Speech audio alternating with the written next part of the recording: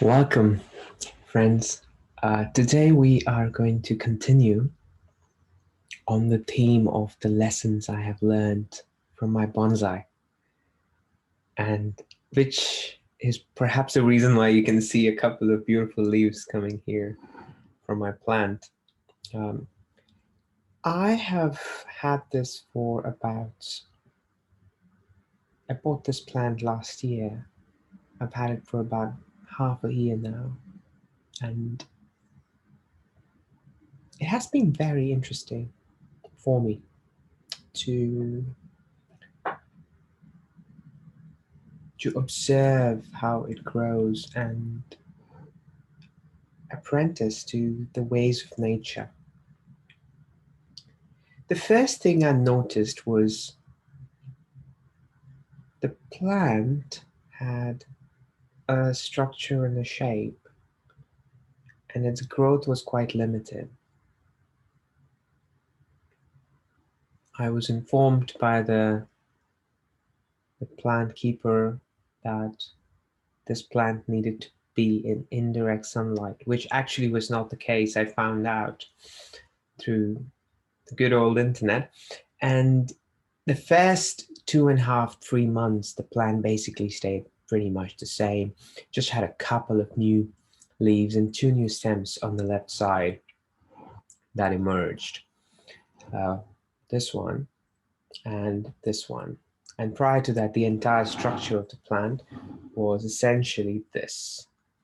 Now, what is interesting is moving it to the sunlight, the plant has grown at an insane pace. And now you can see that the new structure, the new leaves are actually higher, stronger, and younger than the rest of the plant. And this has actually helped me understand how much of the potential in our psyche and our soul is limited by the environment that lacks the sunlight that we need. And that could be in the form of appreciation for some.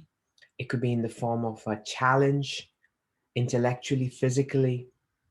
For others, it could be in the form of juicy, curious problems or a rich, changing environment, which opens up the mind for creative possibilities. I feel that more and more our civilization has structured things in a hyper certainty way. So most of the people lose these capacities of the mind and body. And over time, we move into a stasis, just like the bonsai, with all these old structures which have hardly grown. And then I noticed something else. I noticed that the structures that had hardly grown, the old ones, also began to grow.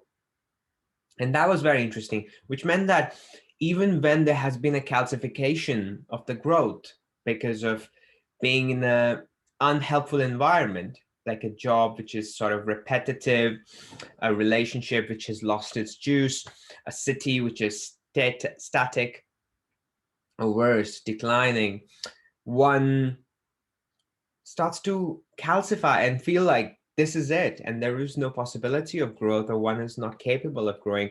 But it turns out that just the right exposure to the sun, elements, and water allows this entire structure to begin to grow again. So these are old areas of the tree here. And what you will see is they actually began to grow. So you can see these lighter leaves, and they have begun to grow this entire place. And this is the very old structure of the bonsai. And so now even the shape of it is completely different. We started with just this much of a bonsai, and now you have these new structures. The other thing that has been fascinating to me is the directionality of growth. And I have been very careful to balance the directionality by positioning the plant with respect to the sun. So you can see this entire structure is the phototropic nature of this stem moving toward the sun. And this helps me appreciate the importance of a beacon in life, or at least multiple sets of beacons, so one can have different dimensions of the soul unfold in those directions in a more unimpeded and unhindered manner, because there is a clear directionality which allows the stem to just flow fully, as opposed to constantly having to go left and right and sort of lose that anchor. But at the same time, remember, we are considering the sun, which is also moving. So there is not like a pure stasis. There is a movement coming in, but it's a more gentle and harmonious movement, which allows for a cyclical, unimpeded growth process. What is interesting is we can see multiple different branches in our lives. Let's say if we consider our psyche as a tree, and it's important to sort of, like I turn the bonsai every few days to face different dimensions so that the different branches get more sun. It's important perhaps to do that with our own life, and we might choose, say, our internal life at some point as the dominant expression of our being, and the entire sunlight of our awareness is mainly focused there. And then there might be periods where we are focusing that on the dimension of our relationality. There might be periods when we are focusing that on the dimension of our contribution, our career, our creative expression for the world. And so we have these different dimensions. And what's interesting is if you look at this entire bonsai structure, when I bought it, it was sort of almost falling on this direction. So it's sort of like a misaligned development, because what has happened is the person sort of taking care of it just let it be in a particular pot with a particular direction to the sun. And what then happened is the entire stem has sort of moved and inclined itself, and there has been a distortion in its stability. And that happens in our lives as well, because if we are not regularly being mindful of where we are putting the beacons, where we are putting the energy, we end up having really distorted expressions of our life, where a particular dimension is overdeveloped and the other ones are completely ignored. A good example might be when you see someone who is extremely rich and very, very successful materially, but they might be bankrupt spiritually, and they might find themselves in in a state of despair. It's often something that we observe with a lot of the celebrities, if that makes sense. And at the same time, we have the other side of it as well, where we have people who might be oriented mainly towards the inner and the beauty, like the artists, and then they might be completely bankrupt on the material realm. So the starving artist as a phrase is part of the common language now. And the same with starving spiritual seekers. So I think it's super important to learn to constantly cycle between the different dimensions of our life, the different branches. Not only does this allow the innate potential to unfold most skillfully, but it also ensures that the overall trunk of our being stays grounded, resilient, and has a sense of verticality, as opposed to getting distorted and eventually toppling over, right? And then it takes a lot of effort to bring it back up. Like they say with the Hippocratic oath, right? Do no harm. Try to avoid the problems in the first place, especially when it goes to your psyche, because of the early stage of neuroplasticity. When you're young, you can have disproportionate impact on how you're developing. The other thing I wanted to very quickly raise as an ethical and perhaps a philosophical inquiry is the presence of other plants in this pot. So there was what might be called in the technical jargon a weed uh, began to surface in the soil, which basically had just one leaf. It was extremely delicate, and one might have been tempted to just pull it out. But I did not do that because I wanted to allow it to have its own expression and see if it could unfold in that structure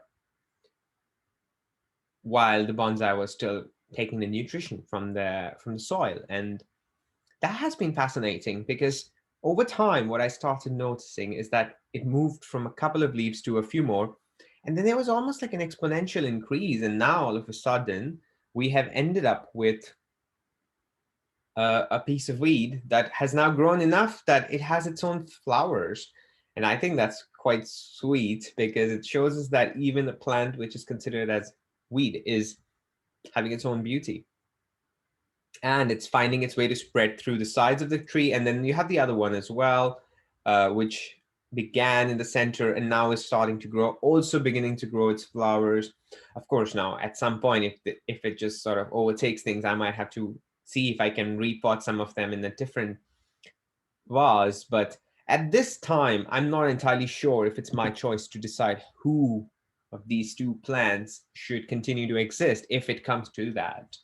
I would like both of them to exist as a compassionate thing, but at the same time, I am not sure if it is my choice to make. And I do feel very appreciative of the resilience of this tiny plant, which has found a way to become quite big and and and just sort of found its own resilience in a fascinating way, in a fascinating way. And so, with that being said, I would like to wish you guys very well in your journey of internal and external or beyond development. I hope this is harmonious for you and that you consider to not get disproportionately imbalanced on either directions and recognize that there is perhaps 10%, if I have to quantify it, effort that is needed from your side, and 90% is actually the choice of the environments and the positioning that you choose. So please do choose your professional, personal, interpersonal, physical environments very carefully if unfoldment, development, and growth are an important value for you. With that being said, I wish you a lovely journey in your personal growth process, and I wish you very well.